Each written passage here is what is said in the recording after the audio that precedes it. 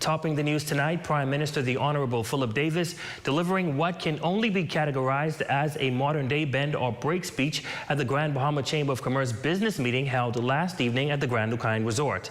In a room teeming with government officials, executives of the Grand Bahama Port Authority and prominent business figures, the Prime Minister directly confronted the ongoing tensions between his administration and the city managers, GBPA. If it now refuses to bend, must now be broken. Quoting from the iconic 1969 bend or break speech by former Prime Minister the Right Honorable Lyndon Pinling, Prime Minister the Honorable Philip Davis echoed a similar boldness as he addressed the issues with the Grand Bahama Port Authority. The executives were among those attending the first Grand Bahama Chamber of Commerce meeting for the year. Maybe the problem is not that successive governments have not asked too much from the Port Authority, but rather that governments have asked for too little. Prime Minister Davis asserting that the Grand Bahama Port Authority was aware of his administration's intent to enforce the reimbursement clause of the Hawksbill Creek Agreement in 2022. Yet, he says the GBPA showed no inclination to convince the government of their commitment to being true partners for progress. As I alluded to earlier, when the government pays the salaries of the many people delivering public services within Freeport, the port is responsible for reimbursing the government for any amount spent beyond the customs taxes paid in the port. He then listed numerous dysfunctions and neglects of the Port Authority.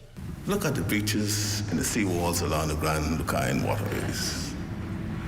Look at the unusable public ramps fishermen need to lower their boats into the water. Look at the erosion of the public beaches. Look at the area some call the ghetto, just yards away from the Pink Building. Look at the bridge leading to East Grand Bahama, still not fully repaired. Downtown Freeport was dead for 20 years. Additionally, he highlighted instances where the government had intentions to assist with home repairs, but was blocked by the Grand Bahama Port Authority. Insisting that the workers cannot do so because they're behind on licensing fees or service charges, and these are small home repairs.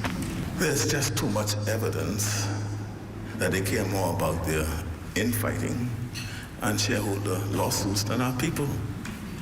This is what happens when cities are treated like family heirlooms passed down without a thought as to whether those inheriting are willing to serve the interests of our communities over their profits. Prime Minister Davis underscored all the key infrastructures sold under the Port Authority, such as the airport, harbor, utility, power, and sanitation company. I don't know what they did with all the money they made from selling off all those companies, but I know what they didn't do.